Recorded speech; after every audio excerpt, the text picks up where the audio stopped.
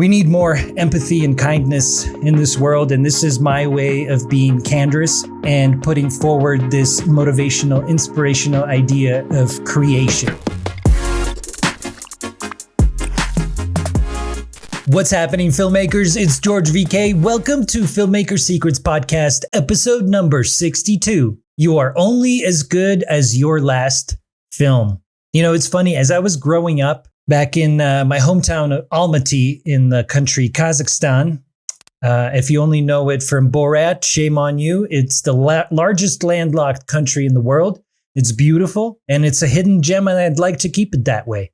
However, I just told all of you about how beautiful it is, so oh well. I was walking around back in the day and I saw this tiny little kiosk in our neighborhood. And it had this wall of VHS tapes. And I found out that basically what you do is you can come in and trade your VHS tape for one of theirs. So you grab a VHS tape from your house and you give it to them. And then they give you a VHS tape back. And it was such a fun experience for me, because watching movies as a kid, especially when they're overdubbed with, Russian actors. Oftentimes it was just one voiceover actor that was doing the voices for all the characters, male and female. And it was just such a cool experience, because I remember taking a cassette tape, one of the VHSs that we had in our house. I don't even think I asked my mom. I just knew that I wanted to trade for something different so I could watch another movie. So I grabbed one from the house and I brought it over to the kiosk. And I hand it to the lady, and she kind of looks at it stern. And what she's doing is she's checking the date, the year that the movie was produced. And, on the back of the VHS cover, it would have all the information with the credits, some thumbnails, screenshots from the film, and the date that the movie was produced. And what she would do is basically find an equivalent of that movie, meaning that she was judging the quality of the movie by the date that it was produced. So say it was 1995. So she would look at the VHS tapes in her inventory and give you one that was equivalent of that date. Sometimes she would give you a choice, like you can get this one or this one. And I would be like, I don't know, that one. I've never even heard of that movie before, but I'll try it out.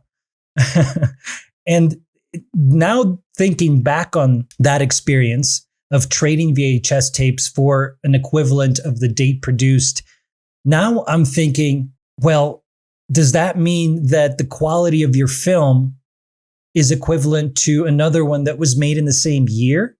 I don't know if that's true, because there are plenty of classic movies that were produced back in the 90s, 80s that beat out current movies by a long shot, right? There are some amazing films out there that are way older. And the same is true for the inverse, right? There are some terrible films from back in the day that don't even compare to the ones that you would watch today. So I think it's a two-way street, right? But does that really mean that your last film is really the thing that defines you?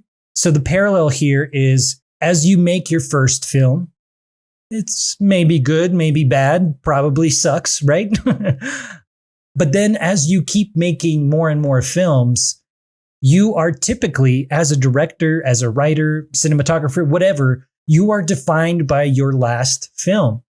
So you're only as good as the last film that you worked on, which means that we have to continuously get better and better and better, which also means that we have to be intentional with the types of stories we choose to tell, because we are only as good as our last film.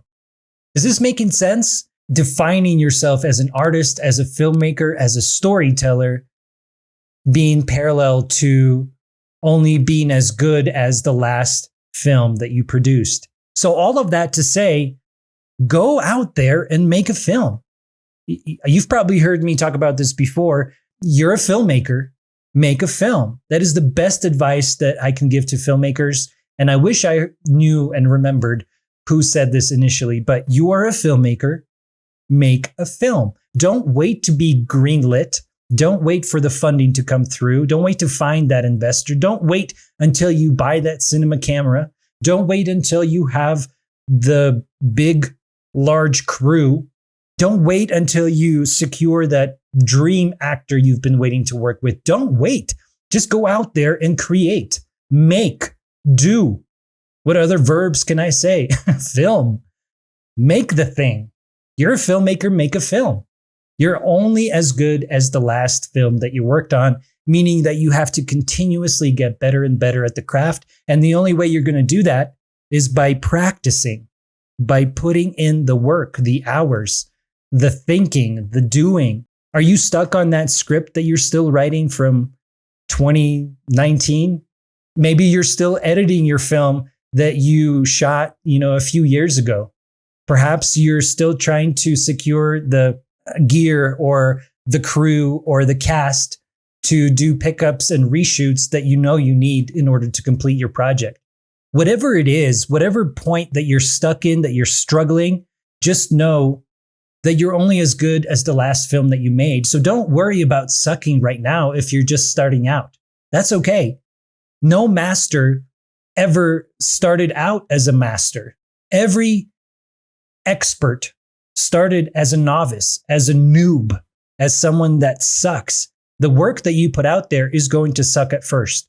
And in fact, it's going to suck so bad, you're going to want to give up. You're going to want to stop. You're going to want to crawl into a little ball and hide from the world and completely let go of the notion that there's judgment coming from others, that other people are looking at you and laughing at you. Cut out the noise, right? Just forget all that. Throw it out the window. No expert started out as an expert. They sucked and they sucked until they sucked a little less. And with every film, you're going to suck a little less and less until you are so good that you don't suck anymore.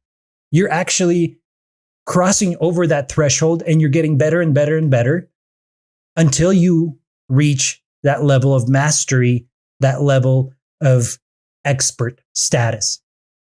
Okay? So there's a bit of motivation for you. Hopefully you feel inspired from my active and strongly worded encouragement. Hopefully you go out there and make the thing. Make that movie. Shoot that film. Tell that story. It's important. There are people out there waiting for you to tell the story that they can connect to. There's an audience out there somewhere that is just begging for you to tell your story, to shoot your film, to write that script, to finally finish that edit so that you can release it to the world and make a real impact. Remember, filmmakers have the power to evoke emotion, inspire thought, and drive universal change in this world. And it is up to you to take full control of that power and harness it for good. Because we need more empathy and kindness in this world. And this is my way of being candorous and putting forward this motivational, inspirational idea of creation, because we all need to push each other. We all need to support and encourage each other. So hopefully I have done just that.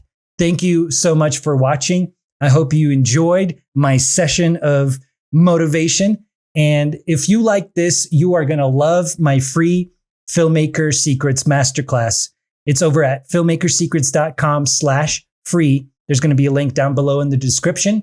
And this is where I'm going to share with you my top 3 secrets for how to write, shoot, and edit winning films without having to buy expensive gear or hiring a large crew. So head over to filmmakersecrets.com/free. It's totally free. Doesn't cost you a thing, but you're going to take away so much out of it. I want you to pretend that you paid $1,000 to attend. So go ahead and save your spot. The link is down below.